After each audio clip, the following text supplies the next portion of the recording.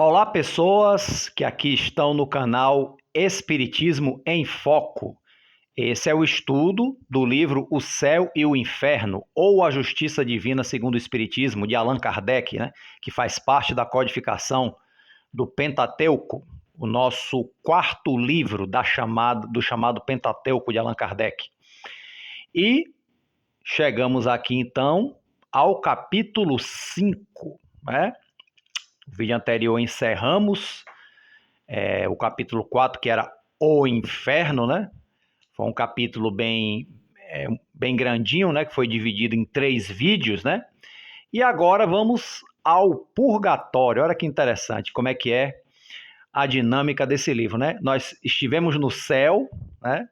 No capítulo 3, aí no capítulo 4 fomos para o Inferno, e no 5 agora vamos para o Purgatório, né? Que maravilha, que ordem, né? Isso que eu falei com os amigos meus, que ordem estranha que Allan Kardec botou isso aí, né? Mas vamos lá, gente. Isso aqui, na verdade, né, é uma forma da gente entender como nossas crenças, né, as crenças que a humanidade cultivou com relação à vida após a morte do corpo, né, como isso impacta ou impactou nas nossas vidas. Aliás, impactou e ainda de alguma forma impacta, né? Ainda que a gente tenha abraçado o espiritismo, né? Vendo realmente, buscando ver a vida espiritual realmente como ela é, né? Mas essas crenças ainda deixaram um certo impacto na gente, né? Pelo menos na maioria de nós. Então, agora, o purgatório, por exemplo, vamos dizer assim, isso é uma apreciação minha, é a que mais parece, né? Não é igual, é a que é mais parecida com a realidade espiritual dos espíritos sofredores, né? Daqueles que desencarnam, né? Em sofrimento ou com sentimentos ruins, com remorsos, sei lá, seja lá como for, né? É o que mais parece. A gente vê as descrições do plano espiritual nas obras, por exemplo, de André Luiz, pela psicografia de Chico Xavier, nas obras de Manuel Filomeno de Miranda, pela psicografia de Valdo Franco, também a psicografia de Ivone Pereira, com Charles, com o próprio Camilo Castelo Branco, de Memórias de um Suicida, né? E que mostra a realidade espiritual, né? A realidade espiritual sofredora. O purgatório é a teoria mais parecida, vamos dizer assim, né? Tanto que nesses livros, nesses relatos, chegam a usar essa palavra, né, purgatório, se referindo à experiência que teve nas zonas inferiores da espiritualidade, ou como chama também umbral, que é o nome mais usado, inclusive, nas obras de André Luiz. Bom, então vamos examinar aqui o capítulo 5, o purgatório, item 1. O Evangelho, né, não faz nenhuma menção ao purgatório. Quer dizer, o Evangelho, os escritos oficiais, né? Nós temos os 4 principais chamados evangelhos canônicos, né? Que é Mateus, Lucas, Marcos e João, né? Então, o Evangelho não faz nenhuma menção ao purgatório, que não foi admitido pela Igreja, senão no ano 523, né? Da era cristã. É seguramente um dogma mais racional e mais conforme à justiça de Deus do que o do inferno, uma vez que estabelece penas menos rigorosas e resgatáveis, olha a palavra, por faltas de uma menor gravidade. Então aqui Kardec corrobora com o que eu acabei de falar, né? É mais com a teoria do purgatório é mais conforme à justiça de Deus, né? O princípio do purgatório está, pois, fundado na equidade, né?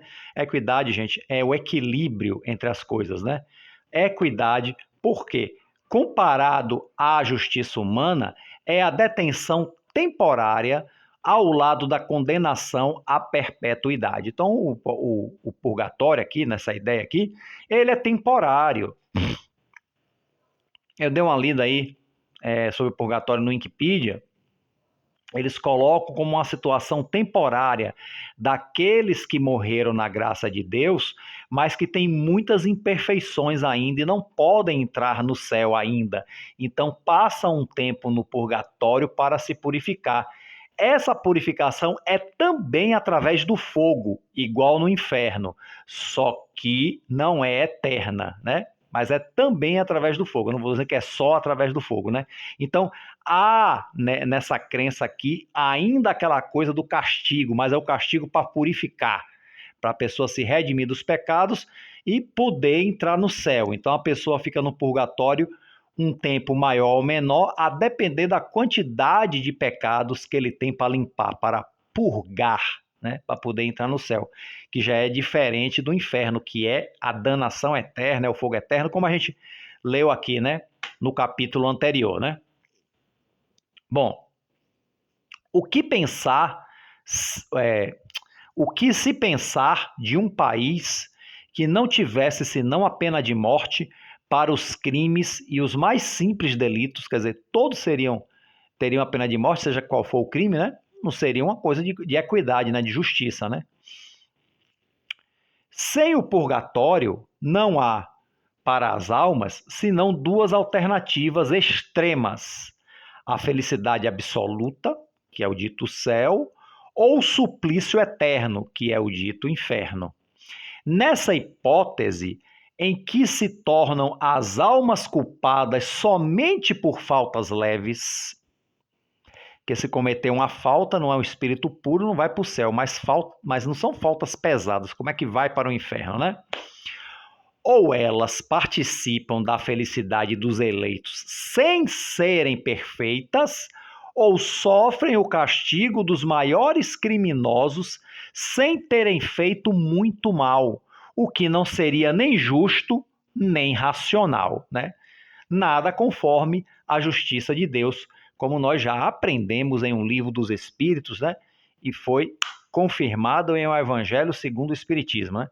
E não só confirmado também o livro dos médios, através da experiência, né, que os espíritos nos trazem nos momentos dos trabalhos dos fenômenos mediúnicos, né? Então, os estudos dos 3 livros anteriores já nos corroboram isso aí firmemente, né? Item 2. Mas a noção do purgatório devia necessariamente ser incompleta. É por isso que, não se conhecendo senão a pena do fogo, fez-se dele um diminutivo do inferno, né? Como eu acabei de dizer, o que eu li no Wikipedia, né? É um inferninho temporário, vamos dizer assim, né? As almas aí também ardem, então vão para o fogo também, né? As almas também ardem, tal qual no inferno, mas num fogo menos intenso, né? É um fogo menos intenso do que o fogo do inferno. Sendo o progresso inconciliável com o dogma das penas eternas, as almas deles não saem em consequência do seu adiantamento, mas pela virtude das preces que se dizem ou que fazem dizer e sua intenção. Então, as preces, né? Nessa crença aqui, as preces que são feitas para essas almas que estão no purgatório, né? É, é, é, é o que fazem ela sair deles, né? Como tu diz aqui, sendo o progresso inconciliável com o dogma das penas eternas, que não tem sentido, as almas dele não saem em consequência do seu adiantamento, né? Então a alma não vai progredir no purgatório, só vai lá para purgar, né? Mas pela virtude das preces que se dizem ou fazem fazer sua intenção, quer dizer, as preces que as pessoas oram, rezam pelas pessoas, acho que por isso que se reza tanto pelos mortos. Você vê que eu não sei se é em todo o segmento evangélico, mas os evangélicos em geral não oram pelos mortos, né? Não sei se todos, porque são várias correntes evangélicas, mas os que eu conheço não oram pelos mortos. Muito diferente do catolicismo, né? Que é o que está se baseando aqui, essas teorias, né? Céu, inferno e purgatório, porque era o catolicismo que dominava nessa questão teológica, né? Até então, né? Então, se rezava muito pelo defunto, né? Se ele tiver no purgatório, para ele sair mais rápido, né? Se o primeiro pensamento foi bom, Não ocorreu o mesmo com as suas consequências, pelo abuso do qual foi a fonte. Através das preces pagas, o purgatório tornou-se uma mina mais produtiva do que o inferno. Olha só, então, os religiosos, né, os padres, os clérigos, né, gostavam de corroborar com essa teoria do purgatório, porque ali tinha a salvação se nós orássemos muito, rezássemos muito pelas almas que estavam ali. E aí as preces pagas, ó, paguem para a gente, que nós vamos rezar muito para a alma daqueles mortos, para eles saírem o mais rápido possível do purgatório. Então, o purgatório é mais rentável do que o inferno. Olha só, né? Isso aqui falando das pessoas que realmente, os religiosos que realmente usavam a religião para ganhar dinheiro, que não eram todos, né? Mas os religiosos corruptos, né? Aí tem uma nota de rodapé. O purgatório do nascimento ao comércio escandaloso das indulgências, quer dizer, a venda de indulgências, com a ajuda das quais vendia-se a entrada no céu. Isso se vende até hoje. Tem igrejas aí, gente, que ainda vende essa a entrada no céu até hoje. Eu não sei se os católicos ainda, alguma igreja católica em algum lugar desse mundo ainda faz isso, mas tem igrejas evangélicas que vendem mesmo, né?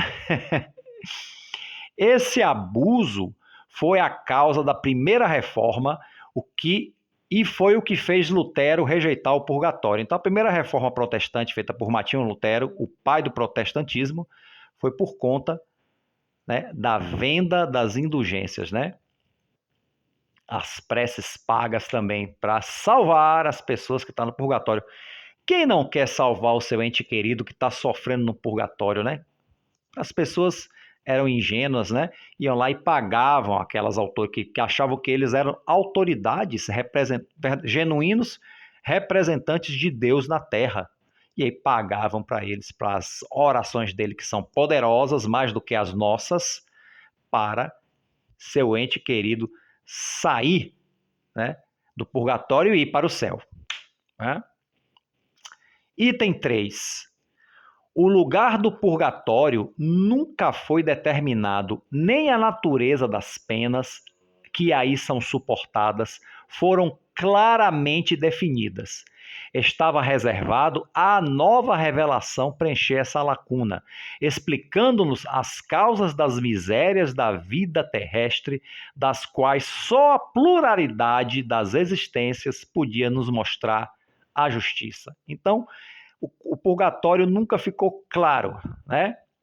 Como é que ele seria, a não ser como um mini inferno, como a gente falou, como falamos anteriormente, né?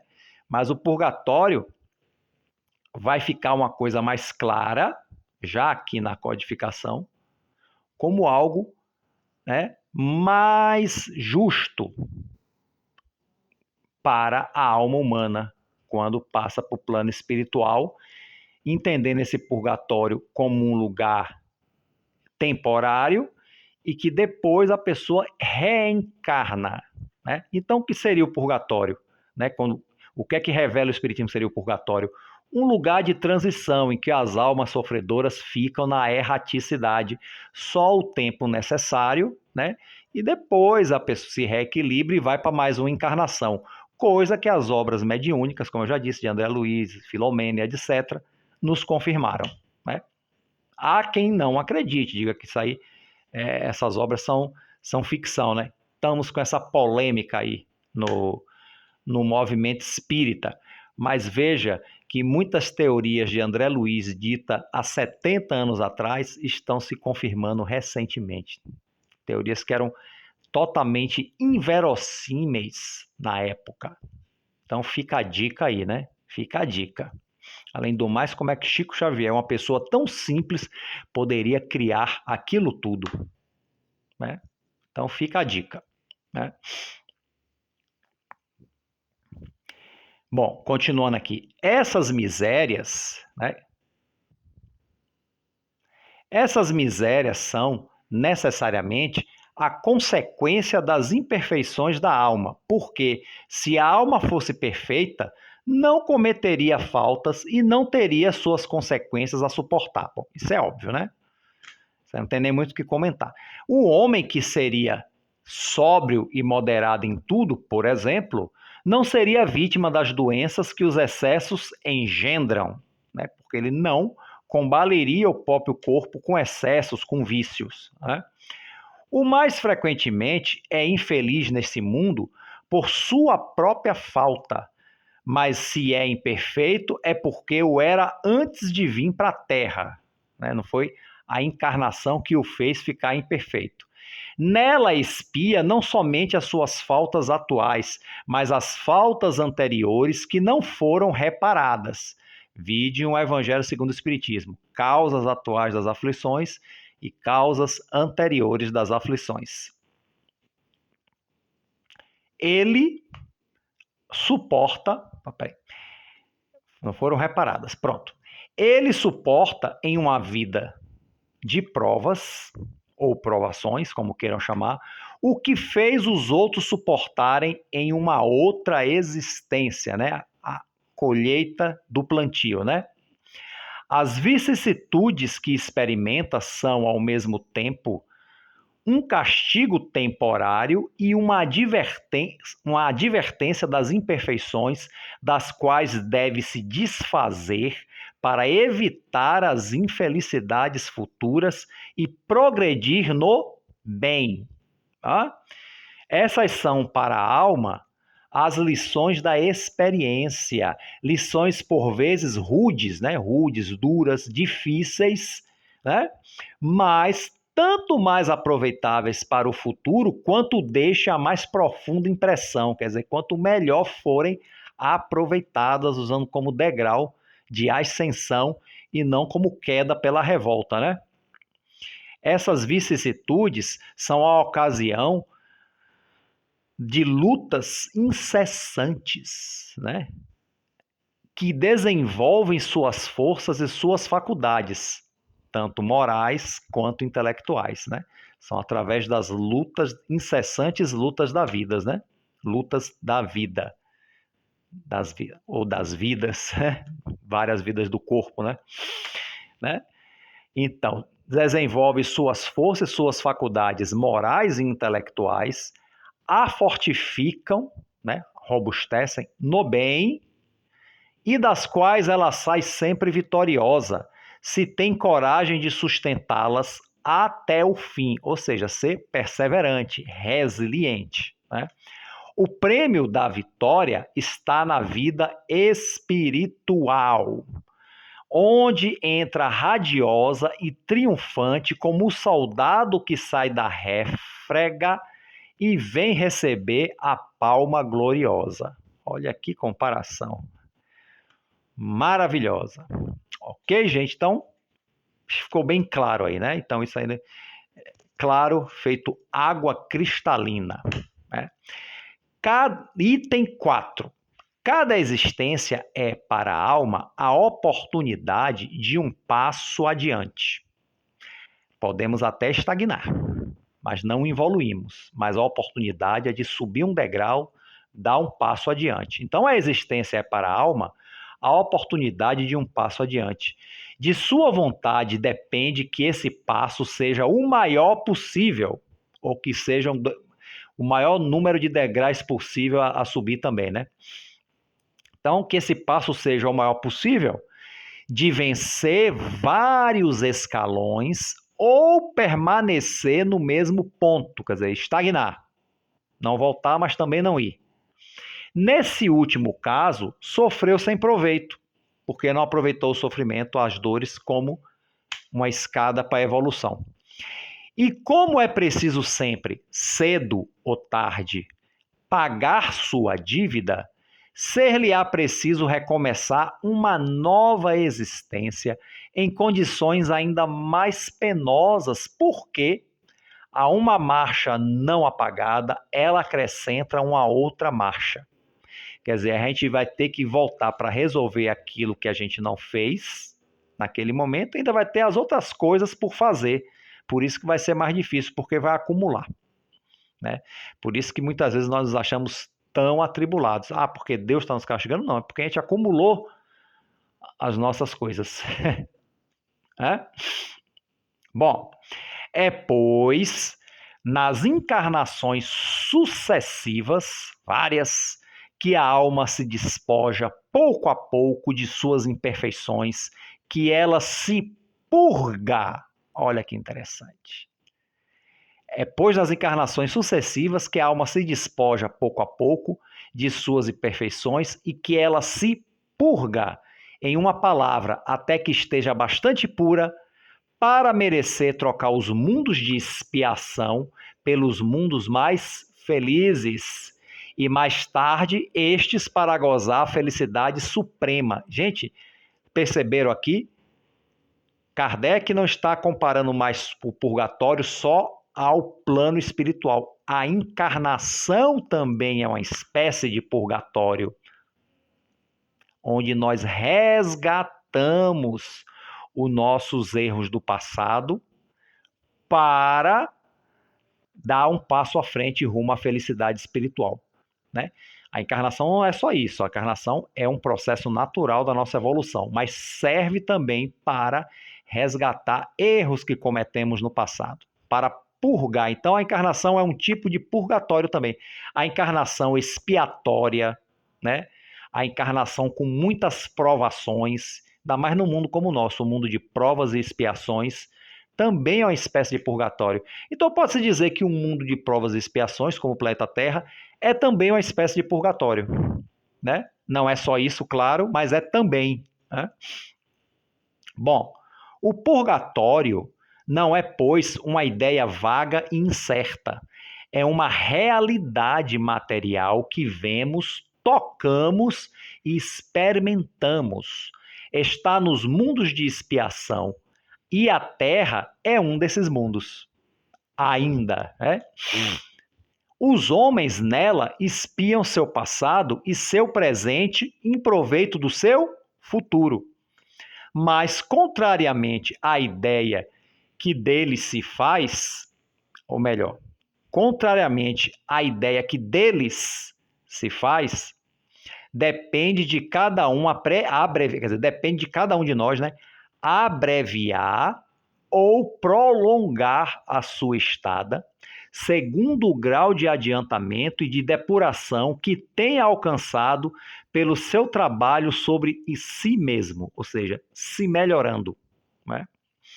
Dele se sai não porque se terminou seu tempo ou por méritos de outrem, claro que não, mas pelo fato de seu próprio mérito, segundo estas palavras do Cristo, a cada um segundo as suas obras, palavras que resumem toda a justiça de Deus. A justiça de Deus que é perfeita, né? Como o próprio Deus é perfeito. Ok? Item 5. Aquele, pois, que sofre nessa vida, deve-se dizer que sofre porque não estava suficientemente depurado na sua precedente existência. Entendeu? Então, aquele que sofre nessa vida é porque não estava suficientemente depurado na sua precedente existência, na sua precedente existência corporal, né? E que, se não o fizer nesta, né, atual, sofrerá ainda na seguinte. Olha a sequência, né? Isso é, ao mesmo tempo, equitativo e lógico, né? Se a gente for raciocinar. Sendo o sofrimento inerente à imperfeição, quer dizer, o sofrimento está muito ligado à imperfeição, nossa imperfeição espiritual, né? Então, sendo o sofrimento inerente à perfeição, sofre-se tão longo tempo quanto se seja imperfeito. Como se sofre de uma moléstia tão longo tempo quanto não se esteja curado. Então, enquanto a gente não está curado, a gente vai sofrer daquela moléstia. Então, o sofrimento, sofremos enquanto espírito, enquanto nos mantemos imperfeitos, né? É assim que, tanto que um homem seja orgulhoso, né, tenha provido de orgulho, né, esse vício da alma, ele sofrerá as consequências do orgulho. Então, o orgulhoso sofrerá as consequências do orgulho. Tanto que seja egoísta, sofrerá as consequências do egoísmo. E por aí vai, né? sofre as consequências daquilo que ele é, né? Se for ganancioso, se for desonesto, se for orgulhoso, excessivamente vaidoso, violento, né? Hipócrita e por aí vai, né? Então vamos para o item 6. Né? Vamos lá. O espírito culpado, né? Culpado, né? Consciência pesada. O espírito culpado sofre primeiro na vida espiritual em razão do grau de suas imperfeições. Ok?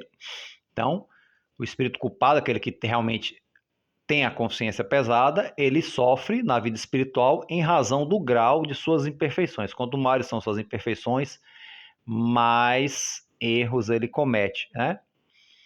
Depois, a vida corporal lhe é dada como meio de reparação. Reparar. É por isso que nela se encontra, né? Peraí. Depois, deixa eu ler de novo. O espírito culpado sofre primeiro na vida espiritual em razão do grau de suas imperfeições, né? Depois, a vida corporal lhe é dada como meio de reparação. É por isso que nela se reencontra, seja com pessoas que ofendeu, olha, seja em meios análogos àqueles onde fez o mal, seja nas situações que são a contrapartida, como, por exemplo, estar na miséria se foi mal rico, e em condição humilhante se foi orgulhoso. Então, a contrapartida na encarnação que se vive é aquela como consequência da existência corporal passada, da encarnação passada, né? Os meios são, mesmo que esteja num lugar totalmente diferente, até num país diferente, mas se encontra em uma situação análoga para resgatar aquilo que ele se propôs, né? Para reparar, fazer as devidas reparações.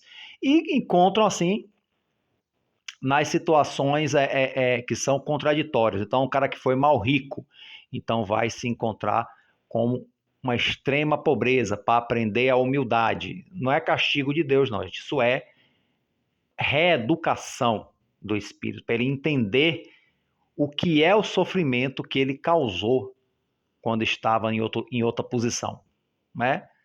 Então, são as provas difíceis que nós mesmos criamos para nós, né? E tem aqueles, não falou aqui, né? Aqueles que abusam da saúde, né? Vêm com a saúde abalada, né? Eu acho impressionante como eu já vi pessoas que nunca botaram uma gota de álcool na boca desenvolverem cirrose hepática. Cirrose não é doença de bêbado, né? Na maioria das vezes acho que o é, mas nem sempre, né? É interessante, né? Não bota uma gota de álcool na boca. Foi uma boa resolução que a pessoa tomou, porque deve ter feito muito excesso nas existências anteriores, que mesmo o fato de não beber de novo gerou a consequência, né, daquilo lá. Bom, a expiação no mundo dos espíritos e na Terra não é um duplo castigo para o espírito. É o mesmo que continuar na Terra como complemento, tendo em vista facilitar o seu adiantamento por um trabalho efetivo, né? Depende dele tirar-lhe proveito. Então é uma oportunidade de trabalho e se trabalhar também. Não vale mais para ele retornar à Terra com a possibilidade de ganhar o céu do que ser condenado sem remissão ao deixá-la? Né? Olha a questão da justiça de Deus aí, né? Essa liberdade que lhe é concedida é uma prova da sabedoria, da bondade e da justiça de Deus. Quer que o homem deva tudo aos seus esforços, né, ao esforço próprio de cada um, e seja o artífice do seu futuro, né, cada um construir o seu próprio futuro. Se é infeliz, e se o é, por um menor ou maior tempo, né? Depende da situação, disso não pode culpar senão a si mesmo. O caminho do progresso lhe está sempre aberto. Quer dizer, as oportunidades estão sempre aí. Nem sempre, né? Às vezes as oportunidades se fecham temporariamente, que é para a pessoa realmente aprender o valor das coisas, né? Mas elas não deixam de existir. Bom, item 7. Vamos lá? Se considera o quanto é grande o sofrimento de certos espíritos culpados no mundo invisível, o quanto é terrível a situação de alguns, de quantas ansiedades são vítimas, e quanto essa situação se torna mais penosa pela impotência em que estão de ver-lhe o fim, podendo-se dizer que para eles é o inferno, se essa palavra não implicasse a ideia de um castigo eterno e material. Então, é que os espíritos, gente, às vezes são tão ignorantes das questões materiais e estão sofrendo no plano espiritual, mas na consciência deles aquilo ali é um inferno, né? Aqueles padecimentos, né? Muitos padecimentos atrozes, inclusive, a depender, né? É proporcional às faltas cometidas. Então a sensação é de estar vivendo um inferno realmente e que parece eterno, né? Até mesmo pelas crenças que se ouvem enquanto encarnado, né? Então, muitas vezes vê-se espíritos nessa situação, né? Nessa, além do sofrimento, nessa alienação, pode-se dizer assim. Além do sofrimento que está passando, ainda tem essa alienação. E aí, graças à revelação dos Espíritos e aos exemplos que nos oferecem, sabemos que a duração da expiação está subordinada ao melhoramento do culpado. Né? Ao melhoramento do culpado. Então, veja que muitas vezes, né, os espíritos são socorridos quando se mostram com a mínima condição de o serem, né? E é isso que a doutrina espírita nos revela, né? A realidade de cada um, né, enquanto espíritos, né? E a misericórdia de Deus sempre socorrendo sofrendo e oferecendo novas oportunidades. Né? Item 8. O Espiritismo não vem, pois, negar a penalidade futura. Então, não nega que haja penalidades, né? Ao contrário, vem constatá-lo, ou seja, existe realmente causa e consequência. O que ele destrói é o inferno localizado, com suas fornalhas e suas penas irremissíveis, quer dizer, pela eternidade. Não nega o purgatório, o Espiritismo não nega o purgatório, uma vez que prova que nele estamos, né? Comparando a vida na Terra a um purgatório. Define-o, quer dizer, define o purgatório, né? O Espiritismo define-o e o precisa, explicando as causas das misérias terrestres e com isso nele faz crer os que negam. Né? Na verdade, o Espiritismo melhora, né? Esclarece mais a questão do purgatório, né? Rejeita as preces pelos mortos? O Espiritismo rejeita, gente, nós orarmos, fazermos prece pelas pessoas que desencarnaram? Claro que não, né? Bem ao contrário, uma vez que os espíritos sofredores as solicitam. Às vezes são eles mesmos que solicitam. Que delas faz um dever de caridade e demonstra-lhes a eficácia para conduzi-los ao bem e, por esse meio, abreviar os seus tormentos. Então, a prece que fazemos por eles ajuda. Claro que a atitude tem que ser deles, mas ajuda, inspira, ampara, alivia os sofrimentos, né?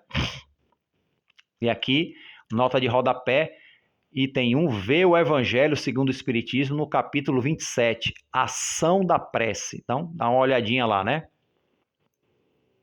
Bom, falando à inteligência, tem disseminado a fé entre os incrédulos e a prece entre aqueles que dela zombavam. Quer dizer, o Espiritismo está disseminando a fé racional entre os incrédulos, né? Demonstrando a coisa de acordo com a realidade, né?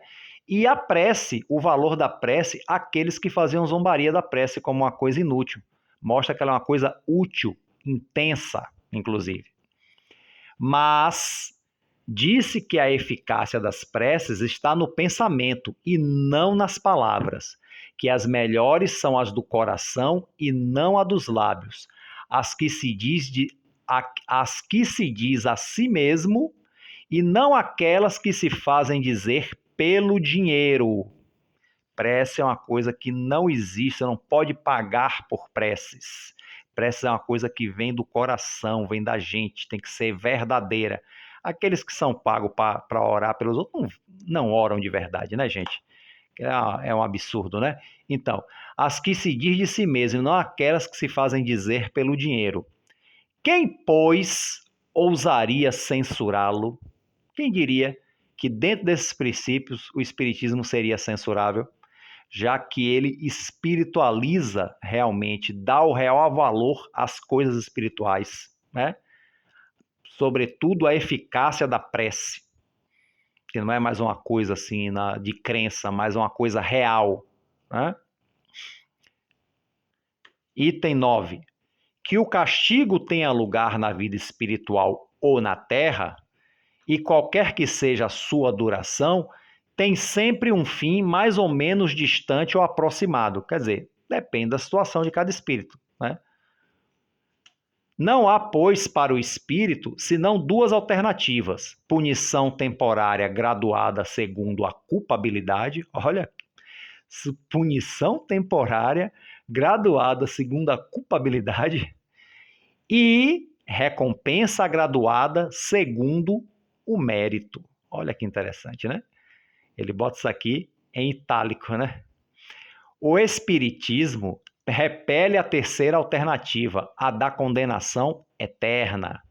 O inferno permanece como figura simbólica dos maiores sofrimentos. Olha só, o inferno permanece como figura simbólica dos maiores sofrimentos, cujo termo é desconhecido. O purgatório é a realidade. Quer dizer, purgatório que bate mais com a realidade. A palavra purgatório revela a ideia de um lugar circunscrito.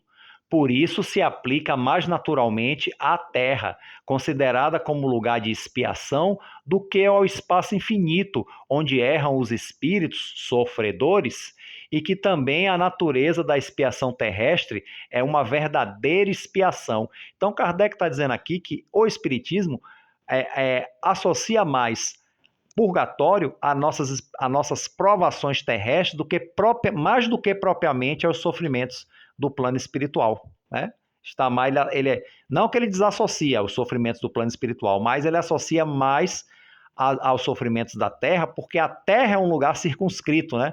E a teoria do purgatório surgiu também como um lugar circunscrito, tal qual o inferno, né? Então, fica aí a ideia, né? Ou pelo menos não fica uma coisa assim muito clara, né? Tem horas que você for ler sobre o purgatório na teologia, nas ideias religiosas, ora parece que é circunscrito, ora não é. Mas é bom que o Espiritismo amarra bem isso aqui, né? Demonstrando que sim, a ideia do purgatório ela é válida para o plano espiritual, mas mais ainda para o nosso plano material, nossos sofrimentos terrestres. Quando os homens são seres humanos, todos nós, homens, mulheres, né? Quando os homens estiverem melhorados, não fornecerão ao mundo invisível senão bons espíritos. E estes, em se encarnando, não fornecerão à humanidade corporal senão elementos aperfeiçoados. Quer dizer, é uma troca cíclica, né? Então, cessando a terra de ser um mundo de expiação, os homens não sofrerão mais nela as misérias que são as consequências de suas imperfeições. É essa transformação que se opera nesse momento em que elevará a Terra na hierarquia dos mundos, né?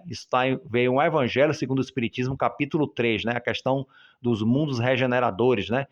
Fala dos mundos de prova de expiação, mundos regeneradores, muitas moradas na casa do Pai, por aí vai, né? Item 10 e último item do capítulo. Por que, pois, o Cristo não falou do purgatório? Boa pergunta, né? Por que o Cristo não falou do purgatório? É que a ideia não existia. Não havia a palavra para representá-la, né? Para representar essa ideia. Serviu-se da palavra inferno, né? Que pelo menos nas escrituras oficiais, né? Dos evangelhos canônicos, usa-se a palavra inferno, né? Então, serviu-se da palavra inferno, a única que estava em uso, né, na época, como termo genérico para designar as penas futuras sem distinção, né? Isso é uma palavra que todo mundo entenderia. Se ao lado da palavra inferno tivesse colocado uma palavra equivalente ao purgatório, não poderia precisar-lhe o sentido verdadeiro sem decidir uma questão reservada ao futuro, né? Como se diz, né? Novas ideias tiveram que se desenvolver para a gente entender muita coisa, né? Por outro lado, fora consagrar a existência de 2 lugares especiais de castigo, né? Então, esses seriam 2 lugares, né? Talvez complicasse a mente das pessoas lá, né? O inferno, na sua acepção geral, revelando a ideia de punição, encerrava implicitamente a do purgatório, né? Porque punição, em todo caso, né? Encerrava implicitamente a do purgatório, que não é senão um modo de penalidade. O futuro, devendo esclarecer os homens sobre a natureza das penas, deveria, por isso mesmo, reduzir o inferno ao seu justo valor, né? Que é o que o Espiritismo faz, né? Uma vez que a Igreja acreditou dever, depois de 6 séculos, suprir o silêncio de Jesus, decretando a existência do purgatório, foi porque pensou que ele não dissera tudo. Por que não seria para outros? Né? É uma pergunta, né? Por que não seria para outros pontos assim como para este? Quer dizer, admitir que Jesus não disse tudo e que as ideias têm que ser ampliadas como o Espiritismo faz. Quer dizer, a igreja acabou fazendo, né? Ampliou uma ideia que não estava necessariamente no Cristo, a ideia do purgatório. Por que não para outras coisas não amplia também, né? Bom, o Espiritismo faz, né? Esclarece as palavras de Jesus, né? Relembra o que foi dito, esclarece o que não ficou claro e cria também novas ideias, né? Baseadas nos ensinamentos de Jesus. Isso que é importante, ok? Então, assim, terminamos o capítulo 5, o Purgatório. Vocês que estão acompanhando, leiam o capítulo também, façam sua própria leitura, suas apreciações também, ok? Então, a todos aí que estão acompanhando o estudo aqui no canal Espiritismo em Foco, um forte abraço e fiquem com Deus.